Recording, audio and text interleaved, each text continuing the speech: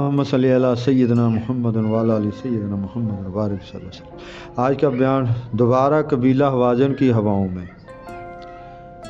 حلیمہ آپ صلی اللہ علیہ وسلم کو لے کر واپس گھر پہنچی تو حارث کی خوشی کا کوئی ٹھکانہ نہ تھا۔ یہ بچہ تو اس کی امیدوں کا سہارا تھا، اس کی بدولت تو اس کا گھر خوشیوں کا گہوارہ تھا۔ کھیت ہرے بھرے تھے، شجر سر سبز و شاداب فضا میں رعنائی تھی، بکریوں کے تھنوں میں دودھ کی نہریں تھیں، سکون تھا، امن تھا، سارا قبیلہ خوشحال تھا۔ حضور صلی اللہ علیہ وسلم کے جانے سے جو اداسی چھائی تھی، بچے جو چپ تھے مرجعات سے گئے تھے، اب پھر تر و تازہ تھے۔ خوشیوں کی ریل پہل تھی، بچوں کو کہکے تھے، چھیڑ چھاڑ تھی۔ رسول اللہ صلی اللہ علیہ وسلم بھی اپنے دوسری بھائی سے ملے، خوش ہوئے اور اس کے ساتھ پھر کھیلنے لگے۔ بعض اوقات گھروں سے باہر کھیتوں میں بکریاں چرانے چلے جاتے۔ اس طرح بچپن میں آپ نے غلہ بانی کی، اللہ کے پیغمبروں کی طرح آپ نے بھی رہنمائی کے طریقے سیکھے۔ اللہ تبارک تعالیٰ آپ صلی اللہ علیہ وسلم کو مستقبل کے طور رہنما کے طور پر تیار کر رہا تھا۔ آپ کو مسابات کی تعلیم دی گئی۔ جب آپ بکری کا دودھ پیتے تو اپنے رضائی بھائی کے لیے خود حصہ چھوڑ دیتے، دوسرے تھن کو منہ نہ لگاتے۔ گھر والے دیکھتے محسوس کرتے کہ یہ بچہ بڑا ہو کر انصاف، عدل، اخوت، محبت، احسان اور بھلائی کا اعلیٰ معیار پیدا کرے گا، قائم کرے گا۔ ایک دن حلیمہ سعدی اور حارث گھر میں تھے اور کام کاج میں مصروف تھے۔ اتنے میں کیا دیکھتے ہیں کہ عبداللہ ہانپتا کانپتا حیران ششدر گھر پہنچا۔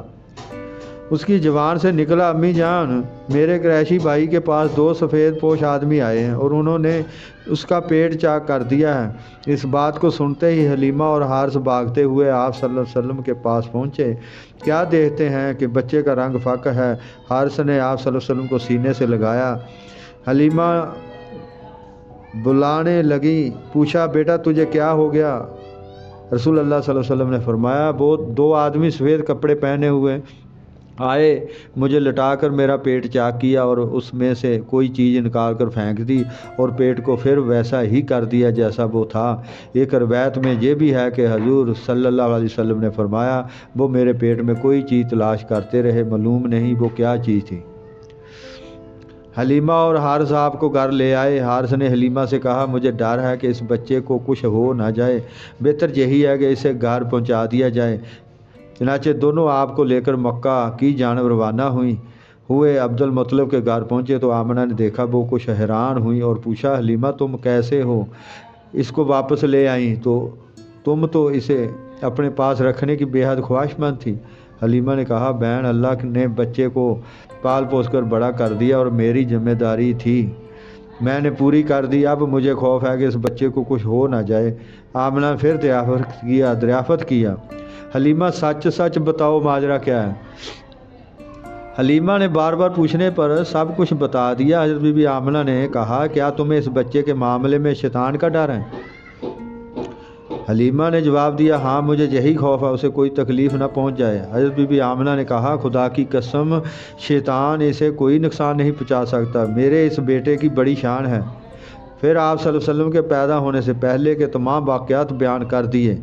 اس طرح حلیمہ کی تسلی ہوئی اور وہ ایک بار پھر آپ صلی اللہ علیہ وسلم کو لے کر واپس آئی۔ بنو سعد کا گھر پھر سعادتوں کا گہوارہ بن گیا۔ حضور سید دو جہاں حضرت محمد مصطفیٰ صلی اللہ علیہ وسلم 5 سال کی عمر تک اور بعض روایت کے مطابق 4 سال کی عمر تک اس صحرائی علاقے میں پرورش پاتے رہے۔ بچپن ہی میں آپ صلی اللہ علیہ وسلم نے عربی زبان میں قدرت حاصل کر لی۔ یہ قبیلہ اپنی فصاحت کی وجہ سے سارے عرب میں مشہور تھا، لہٰذا آپ صلی اللہ علیہ وسلم کی زبان بھی فصاحت کا اعلیٰ نمونہ بن گئی۔ ریگستان کی وسعت، موسم کی شدت اور ہواؤں کی تیزی نے آپ کو بلند حوصلہ، دل کی کشادگی اور ارادے کی پختگی عطا کی۔ صحرا کے جمال و جلال نے آپ کی سوچ کو نور عطا کیا، بدوؤں کی سادہ زندگی اور انسان کی فطرت کے شریفانہ طریقے سکھائے۔ پیشوا صلی اللہ علیہ وسلم اپنے نبوت کے زمانے میں صحابہ کرام سے فرمایا کرتے تھے، میں تم میں سب سے زیادہ عربی دان ہوں، میں قریشی ہوں اور بنی سعد بن وقر میں میرا بچپن کا زمانہ گزرا۔ آخر وہ وقت بھی آن پہنچا جب حلیمہ سعدیہ آپ کو لے کر مکہ پہنچی اور آمنہ رضی اللہ تعالیٰ عنہ کی امانت ان کے حوالے کر دی، خود واپس روانہ ہوئی۔ اداس کھوئی گھر پہنچی تو یوں معلوم ہوتا تھا جیسے گھر اجڑا ہے اور بہار رخصت ہو گئی ہے۔ حضرت صلی اللہ علیہ وسلم اب اپنی والدہ ماجدہ کے دامن محبت میں رہنے لگے۔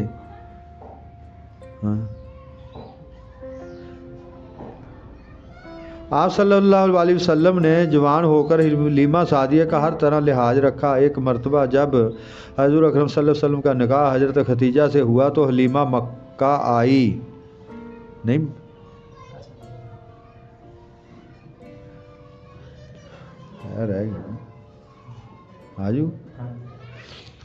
اور حضور صلی اللہ علیہ وسلم سے ملی۔ حلیمہ نے اپنے علاقے کی خشک سالی اور جانوروں کے ہلاک ہونے کے متعلق بتایا۔ حضرت ختیجہ نے انہیں 40 بکریاں اور کھانے پینے کے سامان سے لدا ہوا ایک اونٹ دے کر روانہ فرمایا۔ جب آپ صلی اللہ علیہ وسلم نبی ہوئے تو حلیمہ سعدیہ اور حارث دونوں آپ کی خدمت میں حاضر ہوئے اور اسلام کی دولت سے مالا مال ہوئے۔ شیمہ اور عبداللہ بھی مسلمان ہوئے۔ ایک مرتبہ حلیمہ سعدیہ تشریف لائی اور حضور صلی اللہ علیہ وسلم نے دیکھا تو میری ماں کہتے ہوئے اٹھے اور اپنی چادر بچھا کر بٹھایا۔ حضرت حلیمہ اس کے بعد کئی سال زندہ رہی۔ حضور اکرم صلی اللہ علیہ وسلم حضرت شیمہ سے بھی بہت پیار کرتے تھے۔ جب حسنین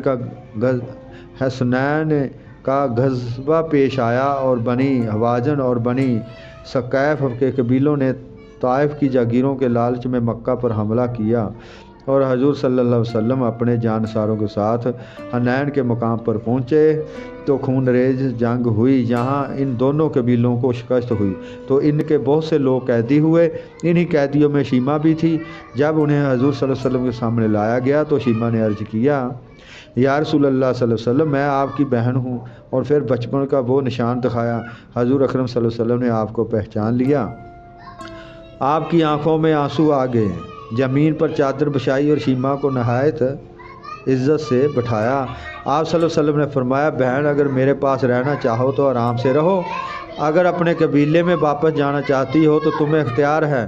انہوں نے واپس جانا پسند کیا اور اسلام قبول کیا۔ حضور صلی اللہ علیہ وسلم نے شیمہ کو کچھ رقم، ایک بکری، 3 غلام اور ایک لونڈی عنایت فرمائی۔ یہ بات جہاں تک اختتام کیا، آگے نیا حصہ بیان کریں گے نیکسٹ ٹائم انشاءاللہ تعالی۔ اللہم صلی علی سیدنا محمد و علی آل سیدنا محمد و بارک